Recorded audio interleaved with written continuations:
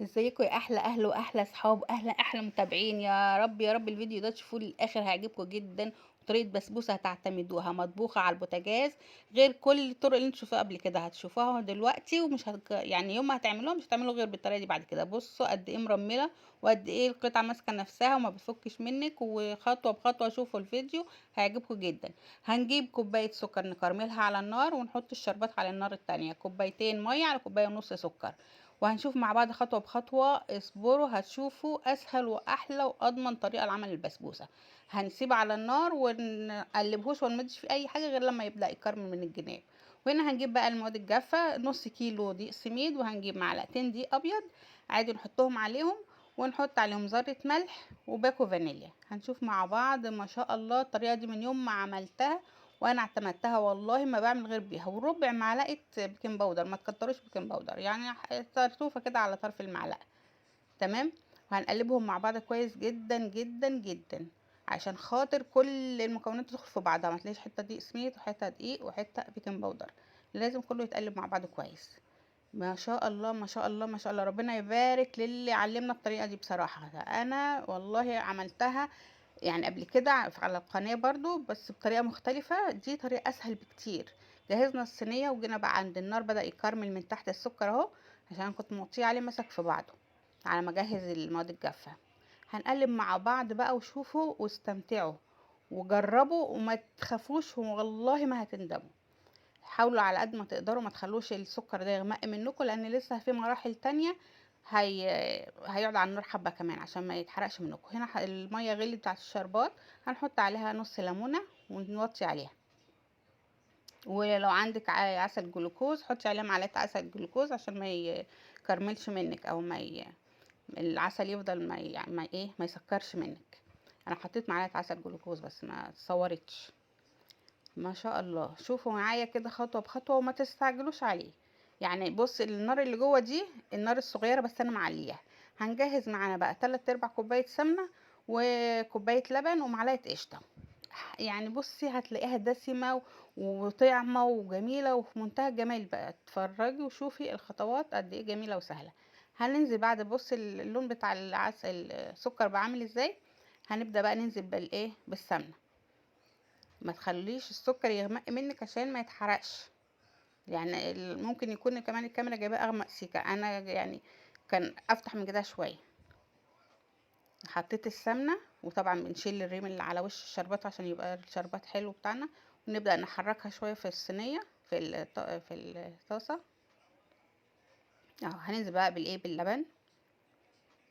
شوفوا بقى هيزلط معانا السكر ولا يهمكوا، شويه بشويه كده وهيفك. بس لازم وانتوا بتنزلوا باللبن تكونوا موطين النار. ومعلقه القشطه اهي علشان خاطر ده بيفور، ما تخلوش يطرطش على البوتاجاز او يبهدل ايدك. اما تيجي تحطي اللبن توطي النار. بصوا بقى قفش ازاي السكر، ولا تهزلكوا شعرايه هيفك يعني هيفك. بالراحه كده السيسيت علي النار تاني بقى. لازم كله على النار عاليه. دي النار اللي جوه دي النار الصغيره بس معلياها. لما كنت بعمل على النار الكبيره كان بيستوي مني بسرعه وبيغمق. فالنار الصغيره دي هي عاليه بس بتسيس معاكي وتخليه يفك من غير ما يغمق ومن غير ما يتحرق. فبالراحه كده بصي، واحده واحده، والله معاك لبكره هتفك يعني هتفك. والله طريقه في منتهى الجمال، بتطلع لك البسبوسه مضمونه 100%.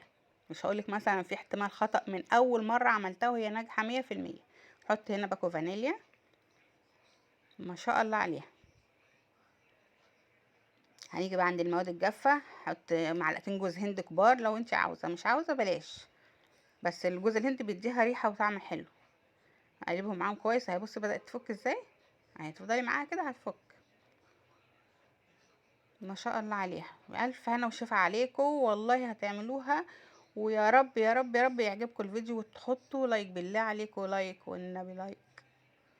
لا احنا بنشحتوا اللايك عشان خاطر الفيديو يترفع، علشان خاطر الناس كلها تستفاد حقيقي. يعني الوصفات الحلوه دي الواحد بيحب ان الكل توصل للكل عشان الكل يشوفها ويستفاد منها. احنا في الاول في الاخر احنا بنعمل في البيت الحلويات بتاعتنا. وننزل بقى بالسوائل اللي على النار اهي على المواد الجافه. ونقلب بقى في المرحله دي كويس جدا، نخليها زي العجينه. بصوا لون الكراميل عامل ازاي، فاتح وجميل. وريحته تحفه طبعا، سمنه وفانيليا والعجينه فيها جوز هند لا ما شاء الله عليها. قلبي قلبي قلبي كويس جدا، دخلي كله في قلب بعضه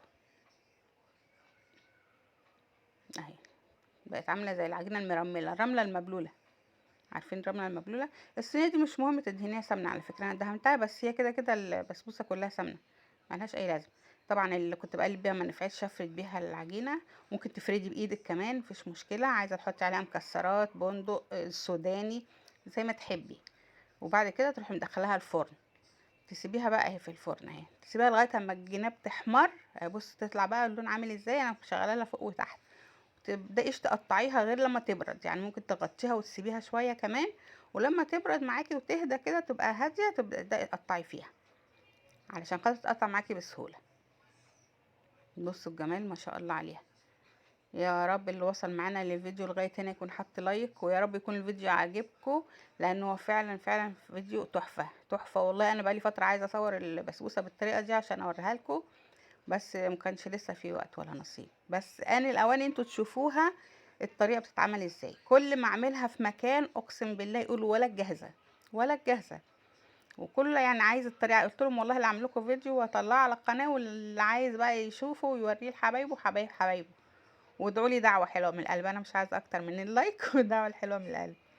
ان شاء الله الفيديو يعجبكم يعجبكم يعجبكم، لان هو فعلا فعلا تحفه، هي تحفه.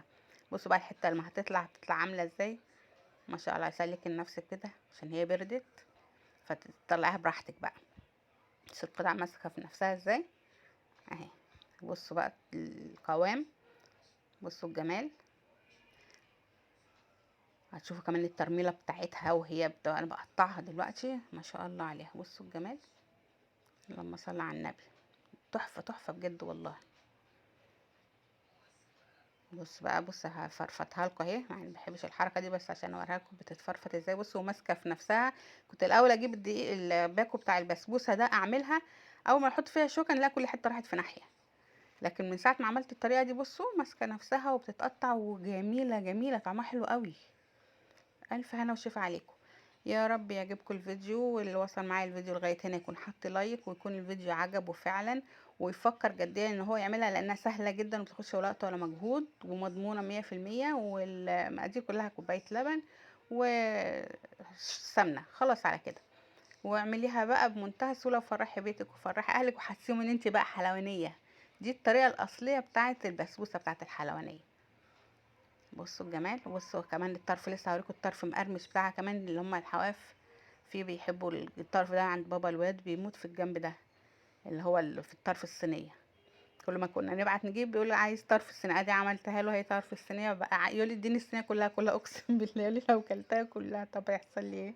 تقول انت عندك السكر وانا بلاش. بصوا الجمال، تحفه تحفه تحفه. الف هنا وشفا عليكم، واشوفكم في فيديو جديد على قناة حوادثنا ان كيتشن. واقول لكم دلوقتي وانا مبسوطة، السلام عليكم ورحمة الله وبركاته. يلا كله يقوم يجيب ويعملها حالا، وقولوا لي ايه رأيكم في الكومنتات. يا رب تكونوا عملتوها وتطلع من ايدكم حلوة ان شاء الله.